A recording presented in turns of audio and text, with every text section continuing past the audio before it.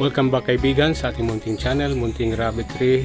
At ngayong araw na to, ang pag-uusapan natin ay kung ano ang gagawin pag di pinasuso ang mga kids ng nanay. Okay? But for that, pagkilala ko muna siya. Ito po yung ating nanganak na pure Collie. Yan po ay mag 7 months na. Yan. Ito yung kapatid niya. Yan po ay F1 Collie lang po yan. Yung katabi ay New Zealand White. Okay? So ito ay naipanganak kahapon ng umaga at ngayon ay umaga na. So it means na 24 hours na po. So check muna natin kung pinasuso ba siya o hindi. Yan, check natin yung mga kids kung pinasuso ba o hindi, ano. At si nanay medyo nagtitipid din sa pellets, hindi siya masyado kumakain. Ito yung ating mga kids. So again mga kaibigan, no, hindi bawal na hawakan yung mga kids natin kasi matagal naman na domesticated yung ating rabbit, so pwede na, except siguro sa mga wild. Yan, so ito yung ating mga kids na pinanganak kahapon. After 24 hours kailangan natin talaga i-check. So walang problema po kahit hawakan natin ang mga kids, ay walang problema. So ayan, kung titingnan nyo, ang kanyang tiyan ay walang laman at walang kulay puti at medyo medyo makulit, malikot kasi nga naghahanap siya ng suso. So ibig sabihin itong kit na to ay gutom na. Yan, wala man lang laman, hindi bilugan yung tiyan. Check natin yung ibang kits. So ganoon sila ka-active kasi naghahanap ng suso. Wala talagang laman, walang laman. So 24 hours na po ito sila na walang nasuso, hindi nakakain. Ayan, hindi talaga bilugan ng tiyan, walang laman. So 6 po ito sila lahat, hindi pinasuso na yung nanay. Ayan. Kasi itong Madrido natin ay first timer din. Yan, pure Collie po siya at ang tatay naman ito ay PS 100. Makulit sila, kanila may suso. So naghahanap talaga sila, gutom.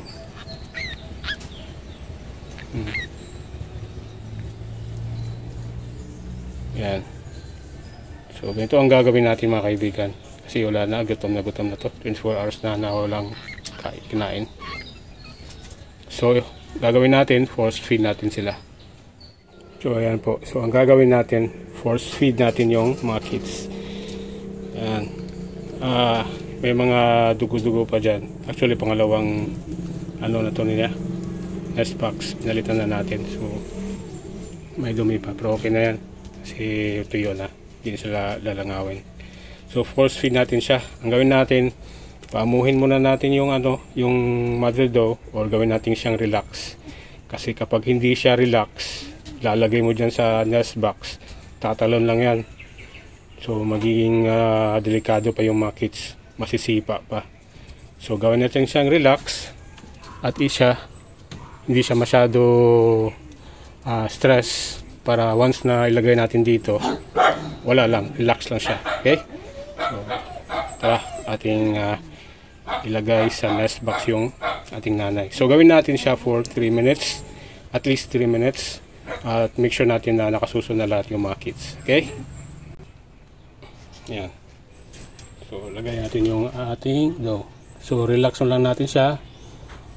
Hayaan muna natin siya mag-relax para hindi siya ma-stress pag nilagay natin dito. Yan. So once na nalaman natin o kita na natin na relax yung ating mother doe, pwede na natin siyang ilagay. Kasi first timer nga siya, kailangan natin turuan. Yan. So kasi gutom na rin yung mga kids natin, maghahanap na yun ng suso. Yan. Ilagay natin dito sa kabila yung iba. Yan. Okay. Maghanap na yan. Ikaw, doon ka na, pasok ka na doon. So relax lang yung dough natin. Kasi kapag hindi siya relax, ay nako, tatalon yan, masisipa pa yung mga kits natin. Ayan. So, amuin lang natin siya. So, hayaan natin makasuso yung mga kits. Sa kabila, yung naghahanap.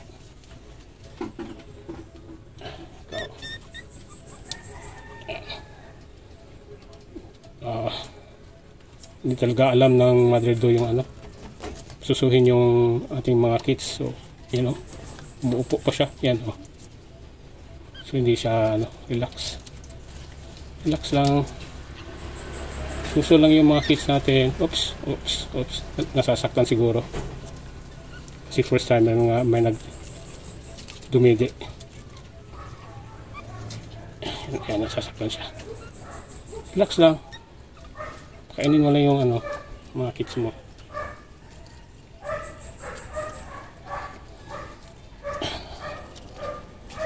Ikaw, hindi makapasok. So, i-assist na lang natin yung mga kits. So, relax natin. Siguro nasasaktan din sila kasi nga first time nila na susuan. Nakakagat siguro yung mga yung nipple niya. Ayan. So, gentle lang tayo sa paghawak ng mga kits, ha. Kasi pag hila-hila nyo, nakaputol lang ano. Hindi pati na talaga alam. Umuupo siya, dinidikit niya yung suso niya sa basket. Oh, ayan, oh. Ayaw niya magpasuso. Nasasaktan siguro.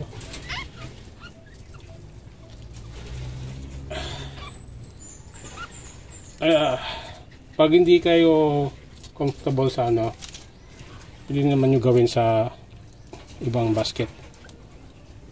Ayan. So at least makasurvive lang yung mga ano natin, yung mga kits.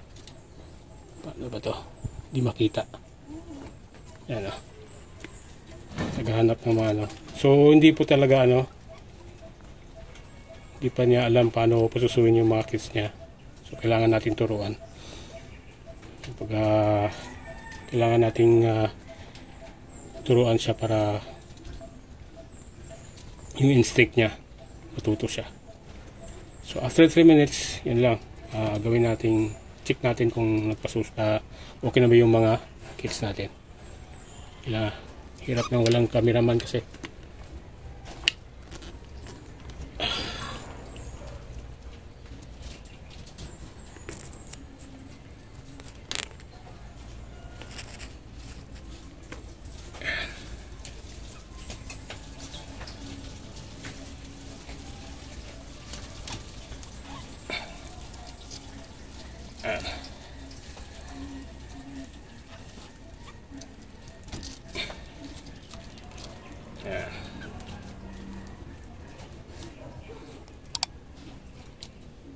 Pasok.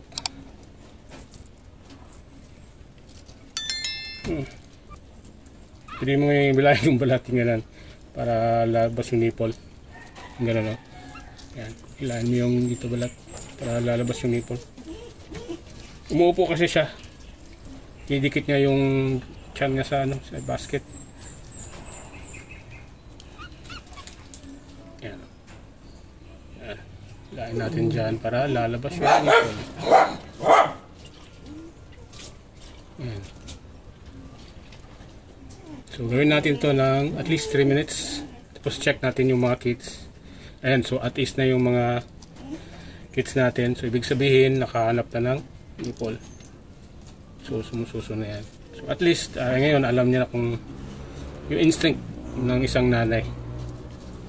So next time kung hindi pa rin, turuan pa rin natin, ulitin natin yung procedure ng force feed hanggang sa matuto siya. First timer kasi. Ayan. First timer. So hawakan lang talaga natin siya. Yun nga, ulitin ko para isang babala na rin para sa atin. Relax nyo muna talaga yung mother dough, mother rabbit. Kasi pag hindi siya relax, ay tatalon yan. Masisipa pa yung mga kits. Pwedeng mabalian, pwedeng masugat. So, ganyan lang po.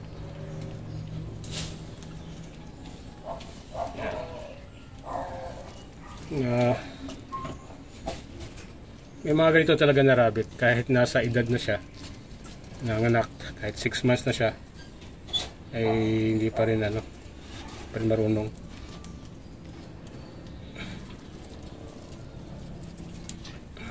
Yan.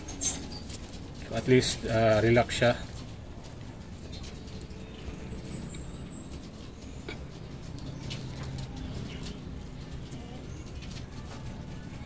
Tatlo lang dito sa kabila.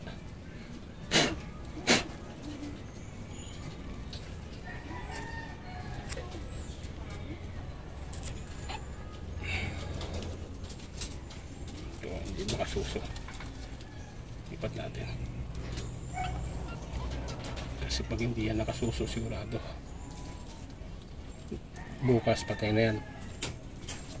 24 hours or 12 hours yung survival rate kasi. Pag hindi talaga nakakain, ako patay. Sayang yung kits natin. So ano lang po kadali. Yun, kilalanin nyo rin yung mother doe. Kasi meron ding mga mother doe na aggressive pag nagbubuntis at saka nanganak. Yan, mahirap yan. Hindi mahawakan. So paamuin nyo muna. Himas-himas lang para hindi siya stress. Ikaw, nakasuso ka na? Oops, huwag kang tatalon. Wala pa.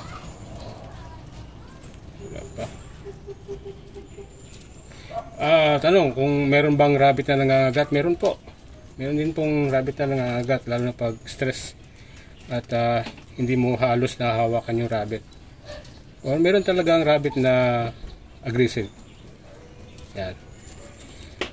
Yan. Pag busog na rin yung mga kids, kusang ayaw na yan, titigil yan, magpapahinga. Oops, huwag kang tumalon. Ito, nakasuso na kasi may puti na yung tiyan. So yan lang natin siya. Sila na makasuso. Yan, bibilog na yan mga tiyan na yan mamaya. Ito nga bilog na yan. Ito.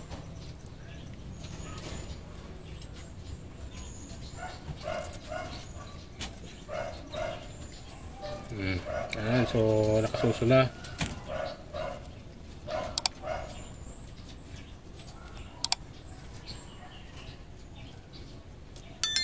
Kaya maganda din pag hands-on ka sa mga rabbit mo. Merong ito na struggle siya. Wala siyang makuhang nipple. Suso. Makanap din yan. Meron din mga kids na kung malakas talaga. Yan din yung mga kids na nauunang lumaki. Yung mahina ay sure na bansot. At yun ang unang mamamatay or casualty.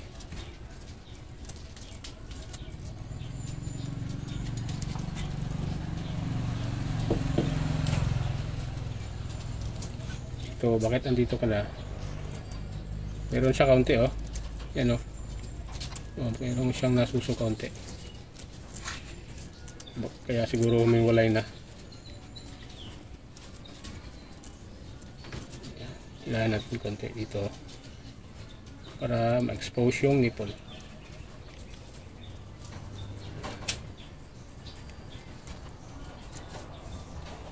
Wala na, nag-relax na siya. Ayaw niya na. So yan po ang ibig sabihin pag nakasuso na may puti sa tiyan. Bilugan na yung tiyan. Yan Yan. Yan Yan Yan.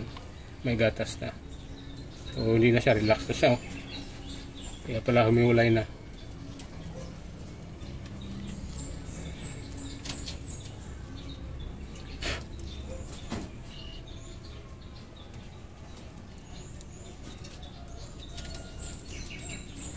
Itong kawawa.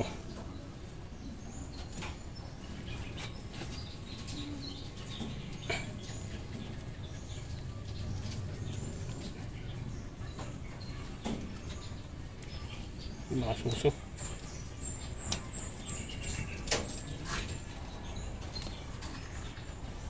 Yan. So at least alam niya na kung kailangan niya magpasuso. Yan, oh. Ililinisan niya na yung mga kids niya. Kanina, kahapon hanggat kanina, hindi siya pumupunta ng ano, kanyang nest box. So ngayon, didilaan niya na yung mga kids niya. So, mother instinct.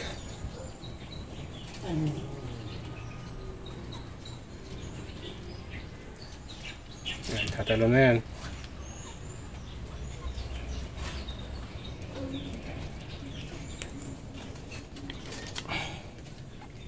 Yan, tatalo na yan siya.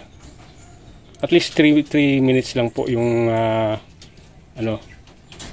Wag niyo masyadong antayin, or wag niyo antayin yung kids na hihiwalay kasi ma-stress yung mother doe din natin.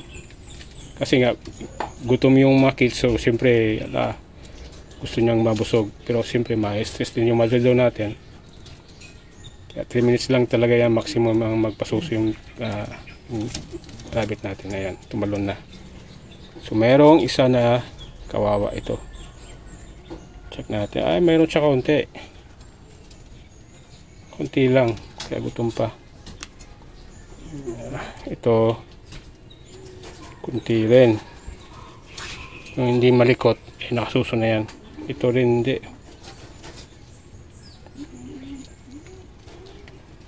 Ayan. Ito, konti rin. Ayan, meron naman, pero konti lang.